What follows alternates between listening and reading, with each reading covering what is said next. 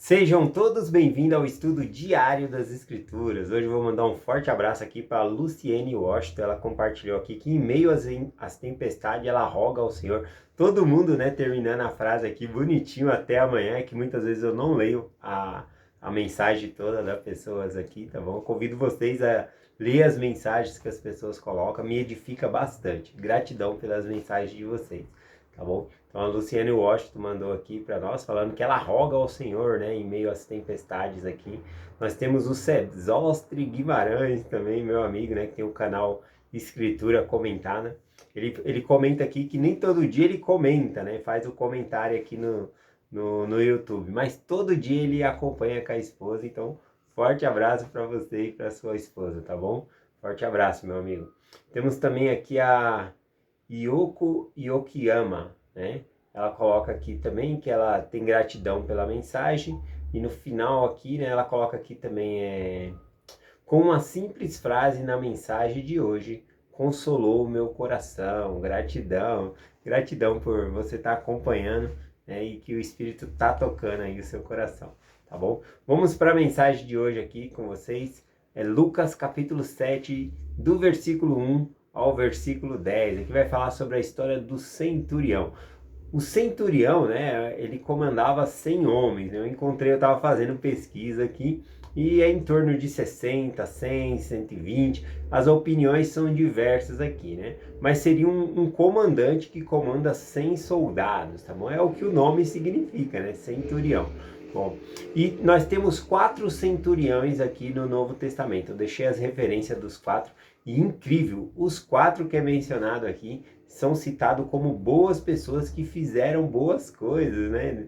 Tá na história aqui dizendo que foram boas pessoas. Não temos nenhum centurião malfeitor ou um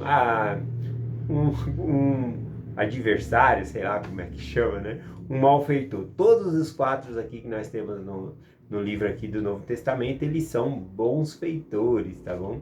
Eu achei isso interessante na pesquisa que eu fiz. Vamos começar lendo aqui a partir do versículo 2. O versículo 2 diz assim, ó: o servo de um certo centurião, a quem muito estimava, estava doente e quase à morte. E quando ouviu falar de Jesus, enviou-lhe anciões dos judeus e rogava-lhe que curasse o seu servo. Bom, aqui, né, essa mesma história de Lucas capítulo 7 aqui a gente encontra no livro de Mateus e também no livro de João, tá bom? E no livro de Mateus e no livro de João fala que foi pessoalmente, né, que esse centurião ele foi pessoalmente falar com Jesus Cristo, né?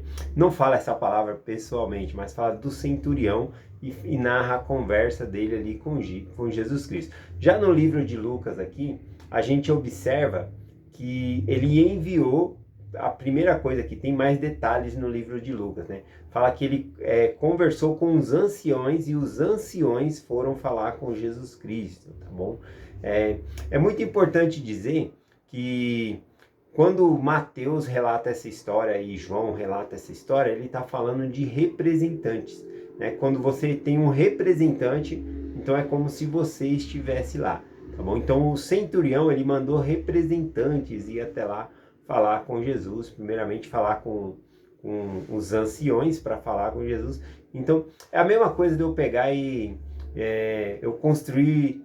Vamos dar um outro exemplo aqui, né? Você tem dinheiro, você construiu um prédio, né? Você tem dinheiro e mandou construir um prédio. Você pode passar em frente ao prédio, né? E dizer, eu construí esse prédio.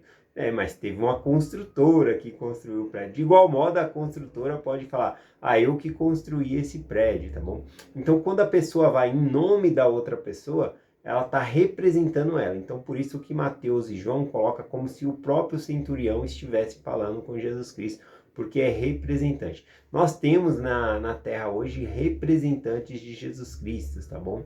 E um dos representantes de Jesus Cristo são os missionários e as sísteres de tempo integral. Eles são representantes do Salvador Jesus Cristo aqui na Terra, tá bom? Então, dada aqui essa parte aqui, a gente viu que o centurião pediu para falar, né, que os anciões fossem falar lá com Jesus Cristo, porque o servo dele estava doente, tá bom? Deixa eu ver aqui. Vamos lá, versículo 4. Diz assim, ó.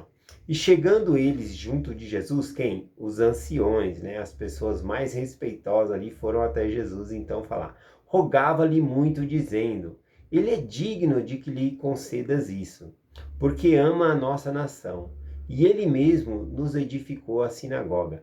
Olha só que interessante, né? Os anciões chegaram até Jesus Cristo, os judeus, né? Chegaram até Jesus Cristo, né? E falaram: ele é digno que nos conceda isso, que conceda isso, né? Começou a falar que ele ama a nação, que ele construiu a sinagoga do próprio recurso, do bolso dele, ele construiu uma sinagoga.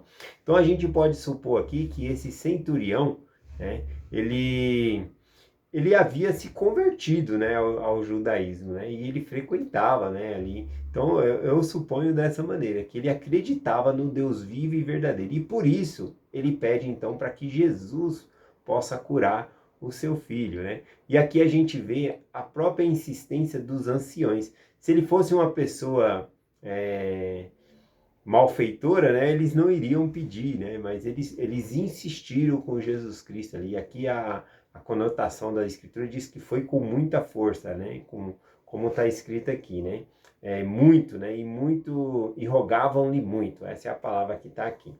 Então a gente consegue ver isso aqui, né, e o próprio centurião, né, ele não se achava digno, né, de, de estar ali e receber aquela bênção ali. Mas os próprios, os anciões, os judeus aqui, consideravam ele digno, como eles mesmos falavam aqui, né, que ele era digno de receber isso, ou seja, ele era merecedor dessa bênção. Então eles insistiram a Jesus Cristo que fosse lá, né? Qual os argumentos que eles usaram? Olha, ele ama a nação, né? Isso é bem diferente nas escrituras, porque os judeus eles eram dominados pelos romanos.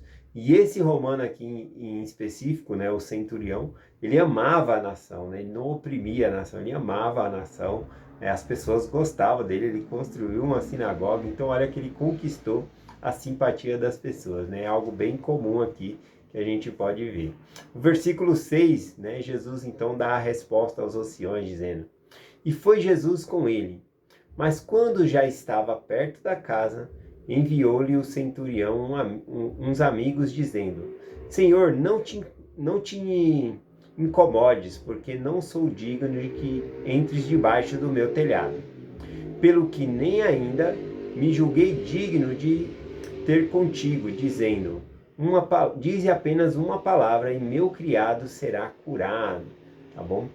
Aqui também a gente consegue observar, né, que os judeus, os anciões, julgavam que aquele homem era digno, né? Ele é digno que faça isso, né? Ele construiu a sinagoga, ele ama aqui a nossa nação, mas o próprio centurião, ele não se achava digno, tá bom? Isso é um sinal de humildade que ele tinha, tá bom? Ele era, sim, uma boa pessoa, mas ele era uma pessoa muito humilde. Então, embora ele exercesse um grande cargo, né, uma grande função, ainda assim ele era muito humilde aqui. A gente consegue observar isso aqui nas escrituras, né? Aqui também, quando ele diz aqui, né, quando Jesus estava se aproximando perto da casa dele, ele mandou os amigos ir lá e falar: não, eu não sou digno de que entres debaixo do meu telhado. Dize apenas uma palavra. Né? E Jesus Cristo já tinha sido feito um milagre assim anteriormente. Lá em João 4, versículo 50, quando um homem estava, inclusive era um oficial romano, né, que trabalhava na corte, né, de César ali, pediu, né, que abençoasse o filho dele ali, que estava doente, né, e aí então Jesus Cristo pegou e disse, né, para aquele homem lá em João 4:50, e disse-lhe Jesus: vai, o teu filho vive. E o homem creu na palavra e Jesus lhe disse, e ele foi, né? Então, o fato ali é que esse cidadão romano aqui, o centurião, ele já tinha conhecimento de que Jesus Cristo curou alguém ali só com a simples palavra, que não era necessário ele estar. E ele está aplicando isso, né? Olha, não precisa você entrar debaixo do meu telhado, porque eu não sou digno, né, de que você entre debaixo do meu telhado, mas dize apenas uma palavra. A gente consegue ver ele falando isso aqui e a grande fé que ele tem. Tá bom? Uma coisa aqui que eu gostaria de comentar, né, é que lá em João, por exemplo, no capítulo 4, quando vai curar o filho, né, daquele servo do rei, ele fala a palavra filho ali no grego, está realmente escrito filho. Aqui no grego, né, nessa passagem de Lucas 7 aqui, a gente vê que a palavra escrito servo aqui tem outras aplicações, tá bom? Tem outras traduções. Poderia ser criança, menino ou menina, né, servo ou até mesmo escravo, né, seria no grego original. E aí algumas pessoas conjecturam, né, que poderia ser que esse servo, o centurião aqui, estava pedindo uma bênção para o filho dele que estava doente, né, que estava à morte, né, que estava ali acamado, tá bom? Mas alguns conjecturam que possa ser o próprio filho, outros que realmente era um servo que ele amava muito, né? Então a gente só pode supor algumas coisas, né? Talvez ele não tinha filho, se apegou muito àquele servo, gostava muito daquele servo, né? Criou ali como um filho, né? Mas a palavra aqui ela serve tanto para filho como para servo, tá bom? A minha opinião pessoal, né? Eu gosto de ler essa história como se realmente fosse um servo que ele amava muito, tá bom? Porque eu acredito que um filho, eu acho que ele venceria qualquer obstáculo para que o filho dele fosse curado, né? Mesmo ele sendo indigno, ele se apresentaria, aqui é só minha opinião pessoal, ele se apresentaria perante Jesus e falar, eu não sou digno de estar na sua presença, mas eu quero pessoalmente pedir que você cure o meu filho, né? Então, o filho, os filhos, eles fazem com que nós transpassemos, né, qualquer barreira, né? Por exemplo, você tem uma pessoa aí que você não fala de jeito nenhum, mas se o seu filho tiver com uma dor imensa e só essa pessoa tem um remédio que pode te acudir, você vai passar pelo seu orgulho, por cima do seu orgulho de não falar com essa pessoa e pedir um remédio porque o seu filho está precisando? Né? Com certeza. Então, eu gosto de pensar nessa história aqui que é como se fosse o servo mesmo, mas aqui tem as duas possibilidades, tá bom? De ser o servo e de ser o filho aqui também.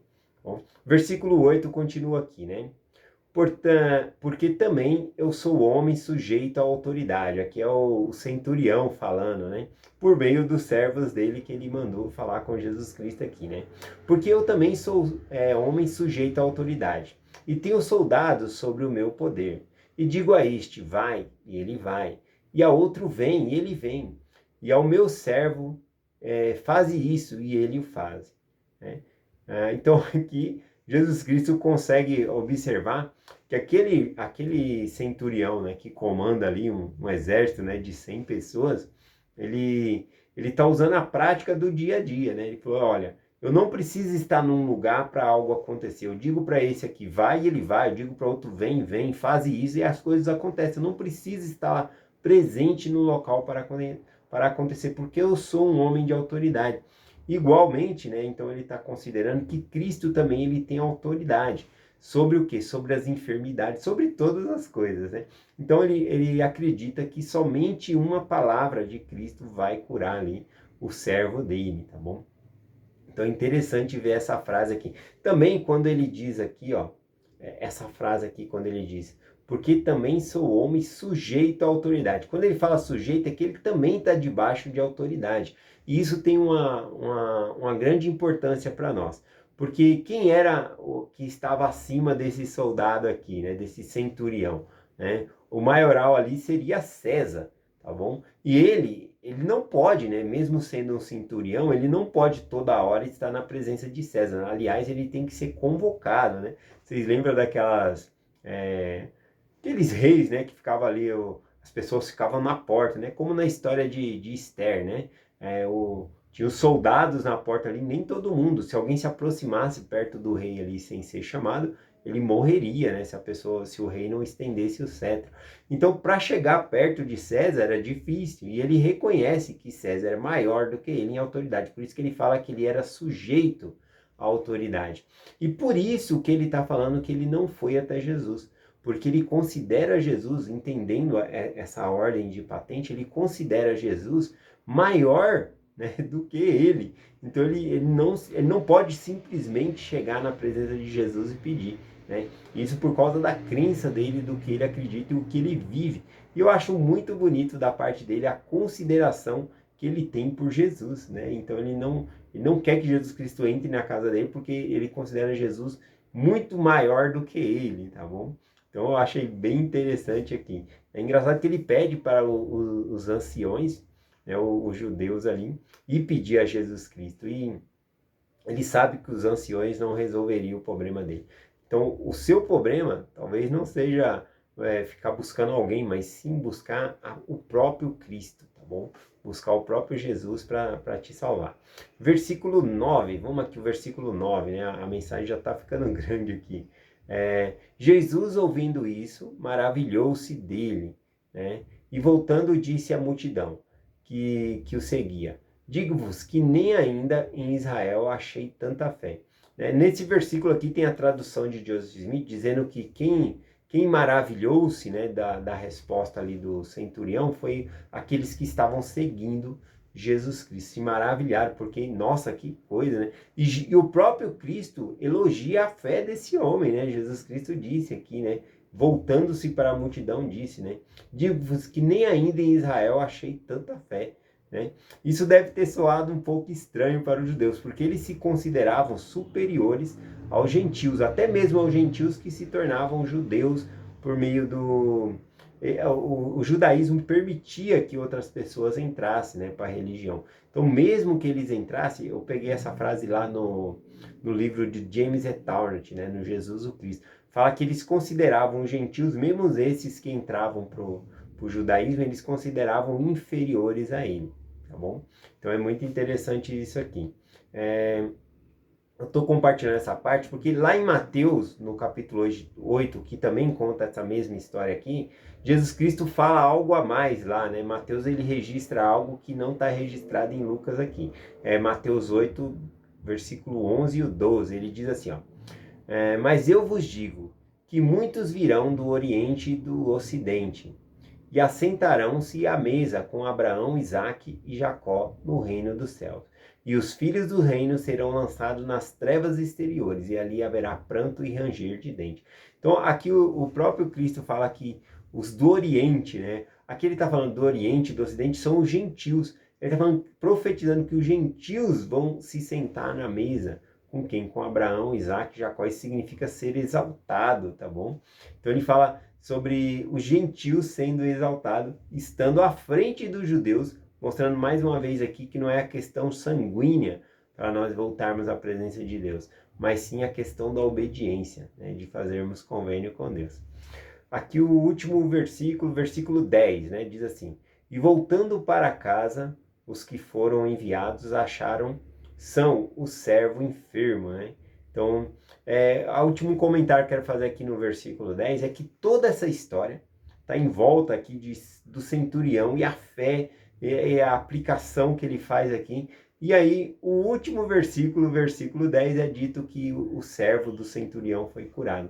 Ou seja, a ênfase total aqui nessa escritura está mais não no milagre, mas sim na fé, né? Então, lendo essa escritura, o que é mais importante? A fé ou o milagre, né? Nós temos que entender que nós precisamos ter fé, inclusive para não ser curado, para lidar com nossas dificuldades também, tá bom? Então, nessa história aqui, com certeza, a fé ela é mais importante do que o milagre. Eu deixo essa mensagem com vocês, em nome de Jesus Cristo. Amém. Até amanhã.